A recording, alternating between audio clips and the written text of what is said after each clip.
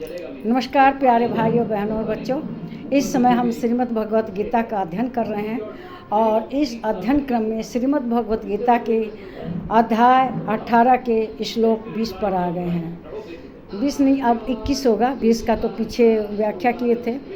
तो श्रीमद् भगवत गीता अध्याय 18 और श्लोक 21। तो इस 21 श्लोक में तो भगवान किसके बारे में बता रहे हैं? भगवान तो यही कह रहे हैं कि ज्ञान, कर्म, कर्ता जो भी हैं ये सब 3 प्रकार के होते हैं। ज्ञान, कर्म, कर्ता। ये कौन कौन प्रकार के होते हैं? सात्विक, तामसी, राजसी। तो अभी पिछले श्लोक में हमने सात्विक जो ज्ञानी है उसके बारे में बताया। सात्विक ज्ञानी क्या करता है?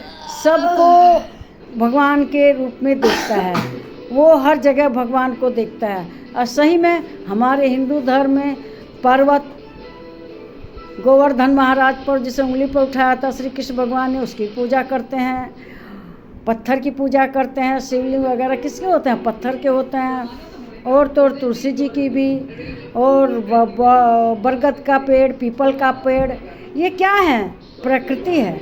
तो जो भगवान की दिव्यता है हर चीज़ में है। अपने में भगवान को देखो, दूसरे में भी भगवान को देखो, सब में एकत्व तो देखो, तो किसी तरह का फसाद ही नहीं होगा। हम अलग हैं ही नहीं किसी से। संसार में मैं कहती हूँ 99% फसाद की जड़ क्या है? अलग अलग भिन्नता देखना। हमें सबको एक देखना चाहिए। मेरे अंदर भी वही है, आपके अंदर भी है, तो हम अलग कैसे हुए? सब एक हैं। आप जानते ही हैं कि एक आकाश अलग अलग पात्रों में अलग अलग जगह अलग अलग दिखाई देता है। नदी में, तालाब में, झरने में और किसी बर्तन में अलग अलग दिखाई देता है ना, लेकिन है एक। तो भगवान भी इसी तरह से पूरी सृष्टि में है और हमें सारी सृष्टि पूजनीय है। सामने वाला भी पूजनीय है, हम भी पूजनीय है। क्यों? अहम ब्रह्मास्मि कहते हैं ना। तो इसलिए किसी में कोई भिन्नता होती ही नहीं है। और कोई अगर भिन्न मानता है तो वो दोषी होता है। अब देखिए इसमें श्रीमद् भगवत गीता के अध्याय 18 के श्लोक 21 में श्री कृष्ण भगवान क्या कह रहे हैं? तो कहते हैं वे, पृथक त्वेन तु यज्ञानम नाना भावान पृथक विधानम वेत्ति सर्वेषु भूतेषु तन जानम विधि राजसम। वे कहते हैं कि जो मनुष्य अर्थात जो ज्ञानी जिस ज्ञान के द्वारा मनुष्य संपूर्ण भूतों में भिन्न भिन्न प्रकार के नाना भावों को अलग अलग जानता है, उन ज्ञान को तू राजस जान। ये जो ज्ञानी है ना, सब में अलग अलग समझता है, सबको अलग अलग समझता है। वो अलग है, वो अलग धर्म का है, हम अलग हैं, उनमें भिन्नता है, वे भिन्न तरीके से खाते हैं, रहते हैं, उनका मतलब दूसरे को अपने से अलग मानते हैं। तो जो किसी को भिन्न भाव से देखता है, अलग अलग दृष्टिकोण से देखता है, अपने अलग दृष्टिकोण से समझता है, उसको क्या कहा है श्री कृष्ण भगवान ने? वह राजसी है। उसका ज्ञान कैसा है? राजसी है। वह स्वार्थ में रहता है। इस तरह के दृष्टिकोण वाले राजसी स्वार्थी लोग होते हैं। स्वयं को दूसरों को संसार से अलग समझते हैं, है ना। और विविधता जो है ये कष्टाई है। अगर हम दूसरे से अलग समझें तो क्या है? कष्ट होगा।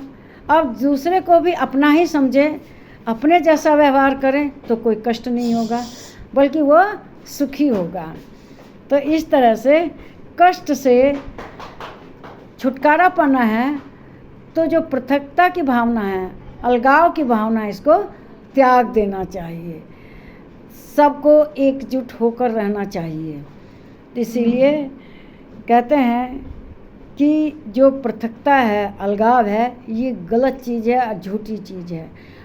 जो स्वार्थी होता है वही अलग मानता है, बल्कि जो स्वार्थी नहीं होता, सात्विक भाव का होता है, वो सबको एक बराबर मानता है। देखिए, कुछ लोग कहते हैं सत्य है कि पृथ्वी गोल है, लेकिन कुछ कहते हैं नहीं पृथ्वी तो चकोर है, तो झूठ है। तो झूठ का कहना तो, लेकिन कोई उस पर यकीन नहीं करेगा। जो कि पृथ्वी को, अब जैसे भारत को कोई कह दे कि ये एशिया में नहीं है, ये तो यूरोप में है, तो ये गलत हुआ कि नहीं हुआ? तो झूठ ही है। और इसी तरह से हमें जो है अपना दृष्टिकोण सही रखना चाहिए। जो सत्य है उसी को स्वीकार करना चाहिए। ईश्वर एक है, उसी की आत्मा सब जीवों के अंदर है, छोटा बड़ा कोई नहीं होता। हाँ, आत्मा जिसके शरीर में जाती है उसके जैसा आचरण करती है। अब चींटी के शरीर में जाएगी तो चींटी जैसा आचरण करेगी, हाथी के शरीर में जाएगी तो हाथी जैसा आचरण करेगी, और क्या ना किसी मनुष्य के शरीर में रहेगी तो मनुष्य जैसा, ज्ञानी आदमी के शरीर में रहेगी तो ज्ञानी जैसा आचरण करेगी। और अगर अज्ञानी जैसे स्वार्थी आदमी हैं, उन लोगों के शरीर में स्वार्थ का आचरण करेगी। तो आत्मा जहाँ जैसी जाती है जिसके शरीर में वैसा ही आचरण करती है, लेकिन वह क्या है? वह भगवान का ही अंश है। तो इस तरह से पृथकता हम लोगों के लिए दोषी है ना। आप देखिए, जो महान है वो तो हर जगह महान है, वो सबकी हितैषिता है। हमारे धर्म में भी कहा है वसुधैव कुटुंबकम, जो ये सारी पृथ्वी है ये हमारे परिवार जैसी है, हमसे अलग कैसे है? और जो अलग मानता है वह दुखी रहता है, उसका जगह जगह संघर्ष होता है। और लेकिन जो सबको एक मानता है उसका कोई संघर्ष नहीं, कोई स्ट्रगल नहीं है। तो संघर्ष करने वाले कौन हैं? जो अपने को अलग मानते हैं। तो इसीलिए अलग नहीं मैंने एक सोने का उदाहरण दिया ही था पिछले श्लोक में कि तो हम दुकान पे जाते हैं, तरह तरह के गहने होते हैं, लेकिन जब उसकी कीमत लगती है, दाम लगता है, तो सोने का दाम लगता है। सोना एक है, भले ही उसके अलग अलग गहने बना दिए हों, लेकिन कीमत तो एक ही लगेगी। परमात्मा एक है, भले ही वह अलग अलग आत्मा के रूप में सबके अंदर है, लेकिन वह आत्मा क्या मनाएगी? भगवान ही मनाएगी। और उसको भगवान की ही तरह आदर करना चाहिए। चाहे आपके अंदर हो, चाहे हमारे अंदर हो, किसी के भी अंदर आत्मा है, वो कौन है? भगवान का रूप है।